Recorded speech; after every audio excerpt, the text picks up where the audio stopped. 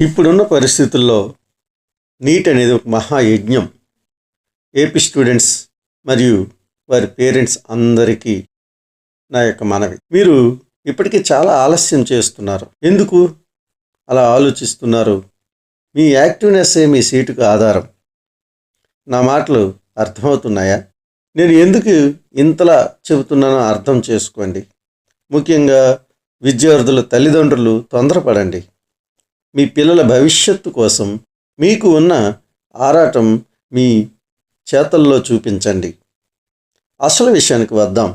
2023లో వైఎస్ఆర్సీపీ ప్రభుత్వం government కాలేజీల్లోని MBBS సీట్లను merit candidates కాకుండా బీసీ కేటగిరీలో కేటాయించి చాలా అన్యాయం చేసింది. చాలామంది విద్యార్థులు సీట్ కోల్పోయారు. దేశంలో ఏ రాష్ట్రంలో లేని విధంగా మన రాష్ట్రంలో గవర్నమెంట్ కాలేజీల్లోని సీట్లను బీసీ కేటగిరీలో కేటాయించింది. దీనివల్ల మెరిట్ స్టూడెంట్స్ సుమారు 320 సీట్లు కోల్పోయారు. ఇప్పుడు బి కేటగిరీలో చదువుతున్న కొందరికి ఈ సీట్లలో ఏ కేటగిరీలో కొన్ని రావాల్సి ఉంది. కానీ వారు కూడా 1-2 మార్కులు 4-5 మార్కుల్లో సీటు కోల్పోయి బి కేటగిరీ సీటు కొనుక్కొని చదువుకోవాల్సిన పరిస్థితి వచ్చింది. ఈ పరిస్థితి కారణం ప్రభుత్వ నిర్ణయం. మరి గత ప్రభుత్వం దీనికోసం ప్రత్యేకంగా 107, 108 జీవోలను తీసుకువచ్చింది. ఈ జీవోలను రద్దు చేయించగలగాలి. దానికోసం ఇప్పుడున్న సీఎం చంద్రబాబు నాయుడు గారి మీద కాస్త ఒత్తిడి తీసుకురాగలగాలి. అడిగినదే అమ్మైనా పెట్టదంటారు. సీఎం చంద్రబాబు నాయుడు గారు మరియు ఉప ముఖ్యమంత్రి పవన్ కళ్యాణ్ గారు, మన విద్యాశాఖ మంత్రి నారా లోకేష్ గారులకు వినతి పత్రాల ద్వారా రిక్వెస్ట్ చేయాలి. వీరంతా ప్రతిపక్షంగా గత ప్రభుత్వంలో ఉన్నప్పుడు గత ప్రభుత్వం చేసినటువంటి ఈ పనిని వ్యతిరేకించారు. ఎన్నోసార్లు సభల్లో ప్రతిఘటించారు. కాబట్టి మనకు వారి ద్వారా తప్పక న్యాయం జరుగుతుంది. 320 సీట్లంటే మాటలు కాదు.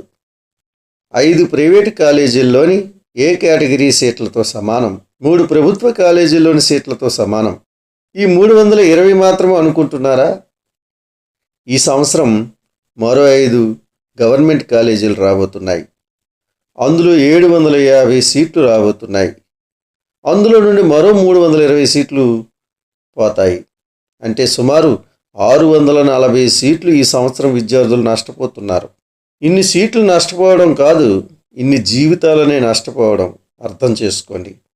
ఇప్పటికీ ఈ దేశంలో ఎంబీబీఎస్ ధనవంతులకు వరంగా ఉంది.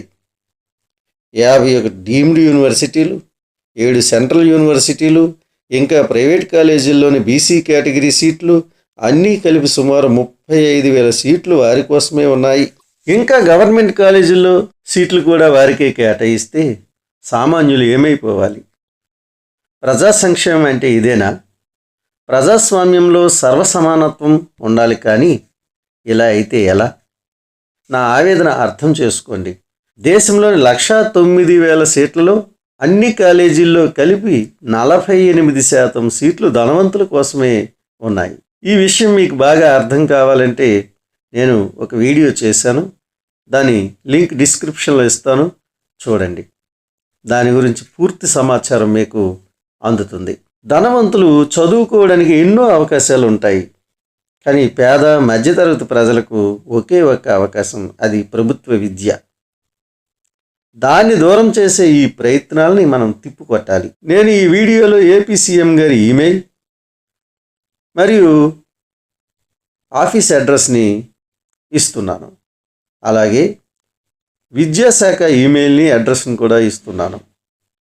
ప్రతి ఒక్కరూ మీ రిక్వెస్ట్ని మెయిల్ చేయండి లేదా పేపర్పై రాసి ఈ అడ్రస్కు పోస్ట్ చేయండి. ఇంకా మీ ప్రాంతంలోని మీ ఎమ్మెల్యే, ఎంపీ మొదలైనటువంటి నాయకులకు వినతి పత్రాలు ఇవ్వండి. మనం ఒంటరిని అనుకోకండి, మీరొక్కరైనా సరే వెళ్ళి ఇవ్వండి. ఈ సంవత్సరం 107, 108 జీవోలు రద్దు చేయించండి.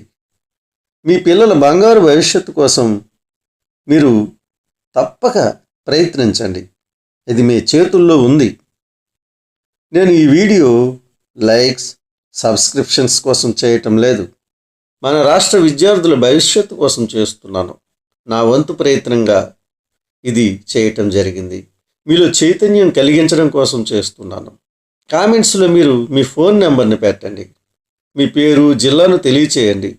ఆ జిల్లాలో ఇంకెవరైనా బాధితులు, చైతన్యవంతులు ఉంటే మిమ్మల్ని కాంటాక్ట్ చేస్తారు. మీరు ఒక్కటై మీ ప్రయత్నాన్ని ప్రారంభించండి. మీ పిల్లల భవిష్యత్తుని నిలబెట్టండి.